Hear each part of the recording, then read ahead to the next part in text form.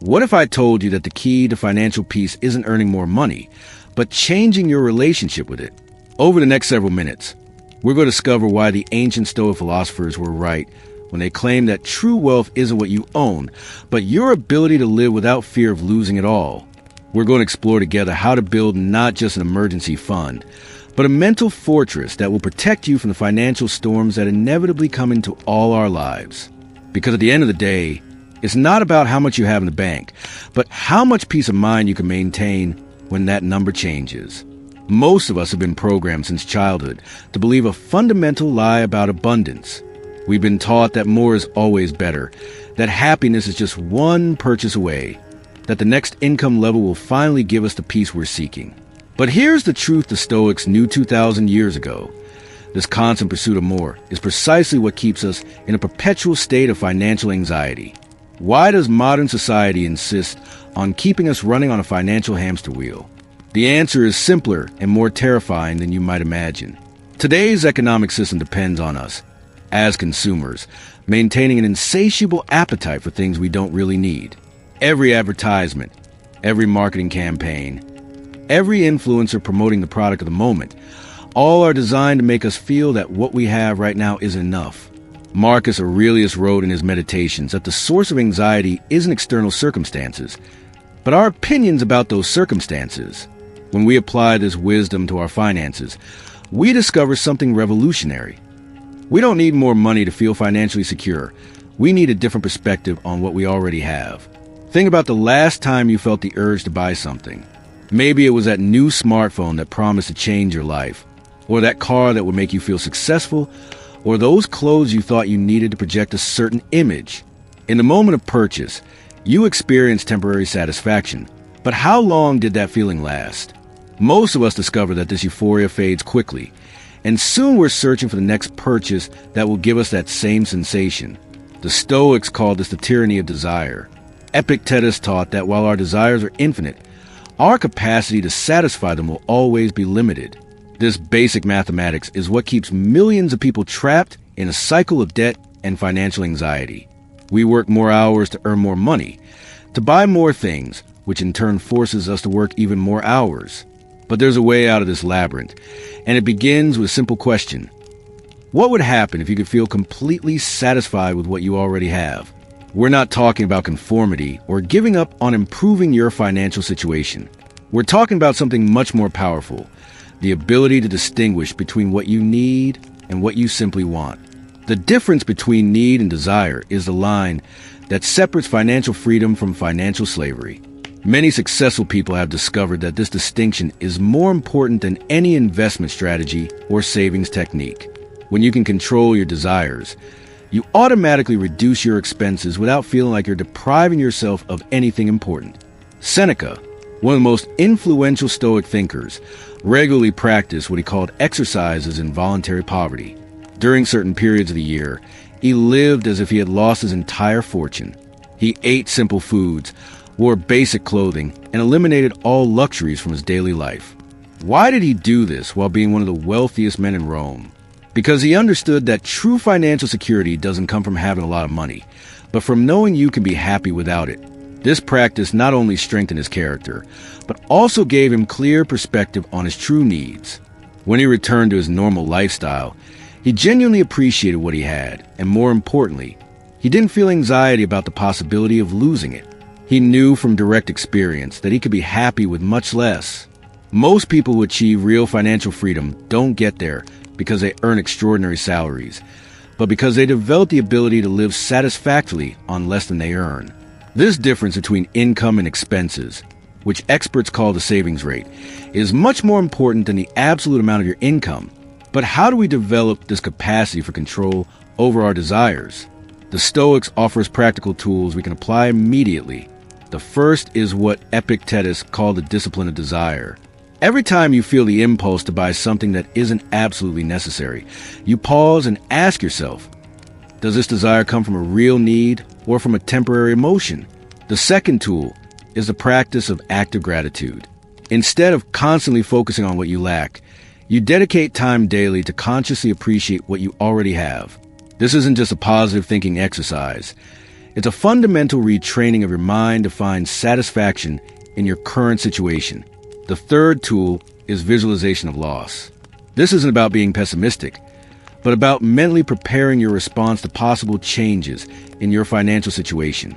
When you mentally rehearse how you would react to job loss, a medical emergency, or an economic crisis, you significantly reduce the anxiety these possibilities generate. Now that we understand how to control our desires, we can advance toward true power, self-control as the foundation of real wealth. What's the fundamental difference between people who build lasting wealth and those who remain trapped in financial insecurity? The answer isn't their income, their education, or even their access to investment opportunities. The difference is in their capacity for self-control, especially in the daily financial decisions that seem small but compound over time. Stoic self-control is a repression or denial of your natural impulses. It's something much more sophisticated. It's the ability to consciously choose your responses instead of being dominated by automatic reactions. In financial terms, this means developing the skill to pause before every spending decision and ask yourself whether this action moves you closer to or further from your long-term goals. Marcus Aurelius wrote every morning in his personal journal reflections on how he wanted to behave that day. We can apply this practice to our finances. Before beginning each day, we can clearly establish our intentions about money, what we're going to spend, what we're not going to spend, and why these decisions are important for our long-term well-being. True wealth, from a Stoic perspective, isn't the ability to buy anything you want, but the freedom from wanting things you don't need. This freedom makes you the captain of your own financial ship, navigating according to your own values, instead of being dragged by currents of marketing and social pressure.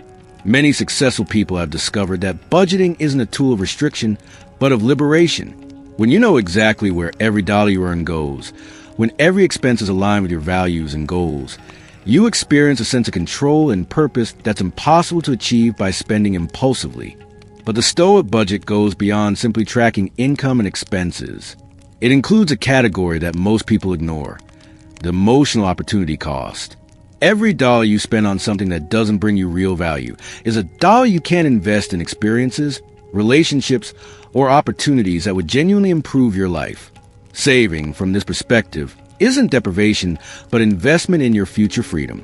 Every dollar you save is a vote for your future self, a declaration that you value your independence more than immediate gratification. The Stoics understood that real freedom doesn't come from having enough money to buy what you want, but from having enough self-control to not want more than you need. But how do we apply this self-control to investment decisions? This is where Stoic philosophy offers wisdom that Wall Street rarely teaches.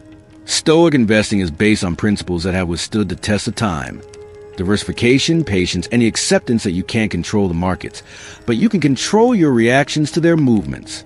Seneca was both philosopher and successful investor, and his letters reveal an approach to money that combines practical prudence with emotional detachment. He invested in multiple sectors, never bet more than he could afford to lose, and most importantly, didn't let market ups and downs affect his mental tranquility. Most investment mistakes aren't technical, but emotional. We buy when prices are high because we get carried away by the excitement of the moment, and we sell when they're low because we give in to panic. Stoic self-control protects us from these emotional reactions that destroy wealth in the long term. The Stoic investor develops what we can call financial equanimity, the ability to maintain calm and mental clarity in both bull and bear markets. This equanimity doesn't come from ignorance about risks, but from deep understanding that ups and downs are a natural part of the wealth-building process. When you develop true financial self-control, your relationship with money transforms completely. You're no longer a slave to your spending impulses. You no longer feel anxious every time you check your bank accounts, and you no longer define your self-worth by the size of your net worth. Instead, you become the master of your financial impulses, using money as a tool to create the life you truly value. This transformation doesn't happen overnight, but each small victory in self-control compounds with the others. Every time you choose to save instead of spending impulsively, every time you resist the temptation to obsessively check your investments, every time you keep your spending aligned with your values instead of your temporary emotions, you're building the internal fortress that is the foundation of all lasting wealth. But self-control is only the beginning. To build genuine financial security, we must prepare for the unpredictable, for those storms that inevitably come into everyone's life. What do all people who maintain their financial tranquility during economic crises, job losses, and unexpected emergencies have in common? It's not that they have better luck or better connections, but that they've developed something the Stoics considered fundamental to a well-lived life: the ability to prepare mentally and practically for adversity. The ancient Stoics practiced an exercise called premeditation of evils, which wasn't pessimism but preparatory realism. Marcus Aurelius regularly wrote about the possibility of losing his position, his wealth, even his life, not because he was morbid, but because he understood that mental preparation for adversity was the best defense against fear and anxiety. In financial terms, this practice translates into something very concrete: building multiple layers of security that allow us to face economic storms without losing composure or compromising our values. The emergency fund isn't just a savings account. It's a psychological refuge that allows us to sleep peacefully knowing we're prepared for the unpredictable. Most people who achieve financial freedom understand that tranquility doesn't come from avoiding problems, but from knowing you have the resources to face them. A well-constituted emergency fund doesn't just cover unexpected expenses. It gives you something even more valuable: options. When you have options, you don't make decisions from fear, but from clarity. But how much should a Stoic emergency fund have? Traditional financial experts recommend 3 to 6 month expenses, but Stoics would add an additional consideration: how much money you need to feel completely free from financial anxiety. For some people, this might be 3 months of expenses. For others, it might be a full year. The key isn't following a rigid formula, but knowing your own financial psychology. If 6 months of expenses allows you to sleep deeply and make decisions from calm, then 6 months is your right number. If you need more to feel that tranquility, then more is better than less. But the emergency fund is only the first layer of preparation. The second layer is income diversification. The Stoics understood that depending on a single source for something as important as your sustenance is a form of unnecessary vulnerability. That's why many successful people develop multiple income streams, not from greed, but from prudence. This diversification doesn't have to be complicated. It can include passive income from investments, part-time work in areas different from your main job, monetization of skills you already possess, or even small businesses you can manage in your spare time. What's important isn't that each source generates large amounts, but that together they create a safety net that reduces your dependence on any individual source. The third layer of preparation is flexibility in your expenses. The Stoics voluntarily practiced simple living not just for spiritual discipline, but because they knew that the less you need to be happy, the less vulnerable you are to external economic changes. If you can maintain your quality of life with reduced expenses, a temporary loss of income becomes a minor inconvenience instead of an existential crisis. This flexibility develops gradually, experimenting with different spending levels and discovering what really contributes to your well-being and what are just expensive habits you've developed. Many people are surprised to discover they can maintain or even improve their happiness while significantly reducing their monthly expenses. The fourth layer is psychological preparation.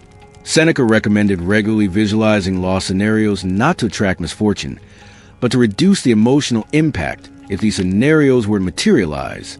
When you mentally rehearse your response to job loss, you can act from strategy instead of reacting from panic. This visualization includes specific plans.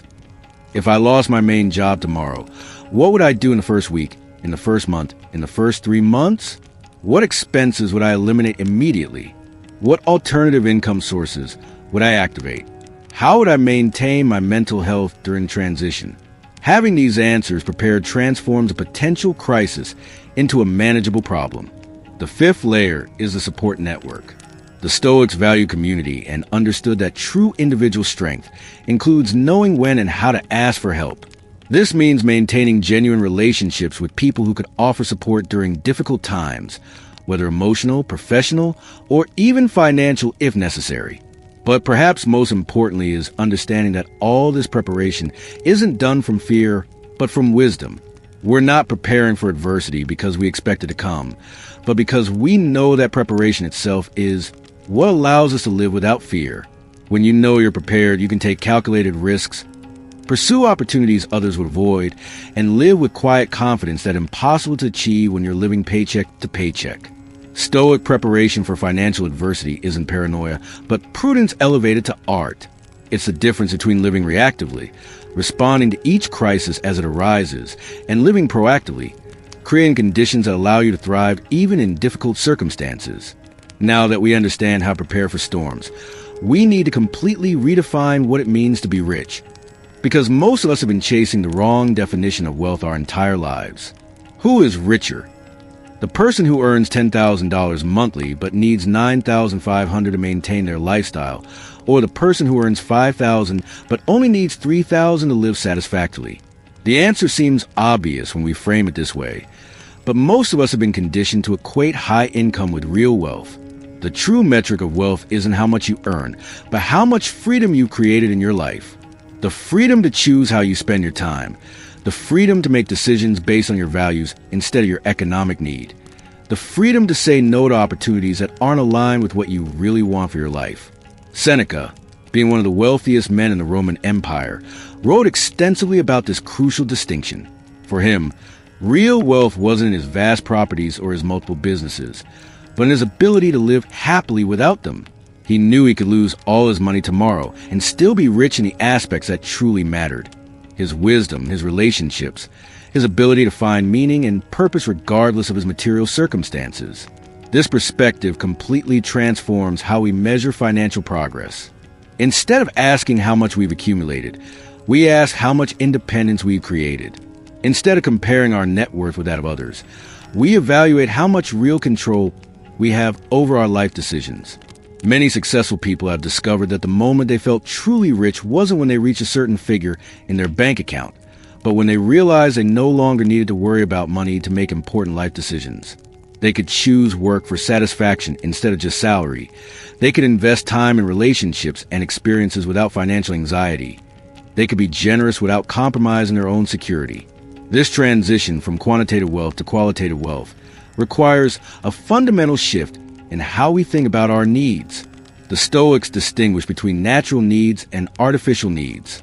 Natural needs are relatively few and easy to satisfy. Nutritious food, safe housing, appropriate clothing, meaningful relationships, and purpose in life. Artificial needs are unlimited and constantly amplified by consumer culture. The bigger house, the newest car, brand name clothes, the most advanced gadgets. When you orient your life around satisfying natural needs, you discover something liberating. It's much easier than you thought to feel completely satisfied with your life. And when you feel satisfied with less, you automatically need less money to maintain that satisfaction, which means you can save more, invest more, and create more freedom with the same income level. But this isn't an invitation to extreme minimalism or unnecessary deprivation. It's an invitation to conscious abundance, having exactly what you need to live well, without the excess that becomes psychological and financial burden. It's discovering that true abundance isn't in having more options, but in knowing exactly which options you truly value. Stoic gratitude plays a central role in this redefinition of wealth. It's not the superficial gratitude of counting blessings, but the deep recognition that you already have access to riches that previous generations couldn't even imagine. You have access to information that was once reserved for kings, to entertainment that was once the privilege of aristocracy, to learning opportunities that were once limited to the most privileged. This historical perspective doesn't minimize your current challenges, but it does put daily complaints about what you lack into context. When you can genuinely appreciate what you already have, you automatically reduce the anxiety that comes from constant comparison with what others possess. The Stoic metric of wealth also includes what we might call temporal wealth. How many hours of your time do you actually control? How much of your day is devoted to activities you consciously chose versus obligations you accepted without reflection? The person who has control over 80% of their time is richer than the person who has a lot of money, but zero control over how they spend their days. This temporal wealth is built gradually by making financial decisions that prioritize freedom of time over accumulation of possessions. It means choosing jobs that allow you schedule flexibility, even if they pay less than jobs that consume you completely. It means investing in systems and processes that reduce the time you need to dedicate to managing your money and possessions. Stoic wealth is also measured in terms of emotional resilience. How stable is your well-being when your financial circumstances change? Can you maintain your self-esteem and sense of purpose regardless of economic ups and downs?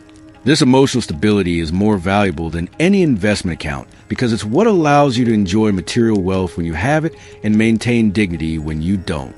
Finally, true wealth includes the ability to be generous without anxiety. When you have enough financial and emotional security, you can contribute to others' well-being without feeling you're compromising your own stability. This generosity not only benefits those who receive your help, but strengthens your own sense of abundance and purpose. The Stoic metric of wealth doesn't appear on any financial statement, but it's reflected in the quality of your sleep, in the ease of your relationships, in your ability to make decisions from clarity instead of fear, and in your skill of finding deep satisfaction in a life that aligns with your most fundamental values. When we redefine wealth this way, we discover it's much more accessible than we believed, but also much more valuable than we imagined. We've traveled together on a path that has taken us from the illusion of material abundance to the reality of genuine wealth. We've discovered that true financial security isn't in the size of our bank accounts, but in the strength of our character and the clarity of our values. The Stoic Emergency Fund we've explored is much more than money saved for unforeseen situations. It's an integral refuge that includes self-control over our desires, mental preparation for adversity, diversification of our security sources, and a complete redefinition of what it means to live a rich and fulfilling life. The wisdom bequeathed to us by Marcus Aurelius, Seneca, and Epictetus isn't just ancient philosophy, but practical guidance for navigating the financial challenges of the modern world. Their central teaching remains as relevant today as it was 2,000 years ago. We cannot control what happens in the financial markets, in the global economy, or in our external circumstances, but we can control our responses, our decisions, and the way we choose to live regardless of those circumstances. Real financial freedom isn't a destination you reach when you accumulate a certain amount of money. It's a way of life you can begin practicing today, regardless of your current situation. It begins with small conscious decisions, pausing before buying something unnecessary, choosing gratitude over comparison, investing in your education and personal development, building genuine relationships, and remembering daily that your worth as a person isn't measured by your material possessions. Every dollar you save with intention is a vote for your future freedom. Every desire you manage to control is a step toward real independence. Every moment you dedicate to preparing mentally and practically for life's challenges is an investment in your long-term tranquility. We invite you to join a community of people who have chosen to value wisdom over materialism, freedom over accumulation, and peace of mind over social status. These are people who understand that true abundance isn't in having more, but in needing less to be happy. This path doesn't promise easy wealth or magical solutions. It promises something much more valuable: the possibility of living with dignity, purpose, and tranquility, regardless of what the future may bring. Because in the end, the greatest wealth we can build isn't in our bank accounts, but in our capacity to find meaning, connection, and deep satisfaction in a well-lived life.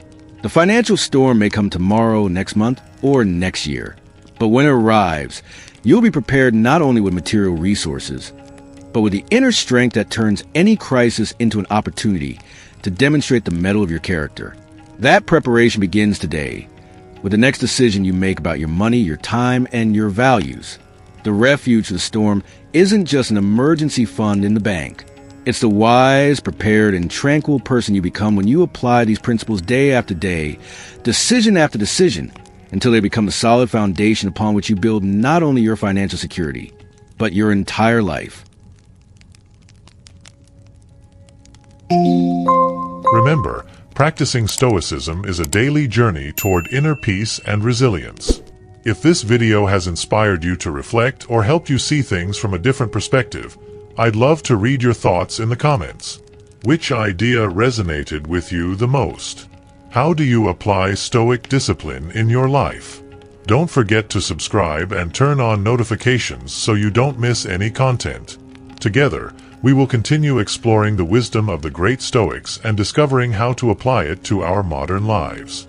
Thank you for being part of this community. See you in the next video. Keep cultivating strength with every step and share your journey with us.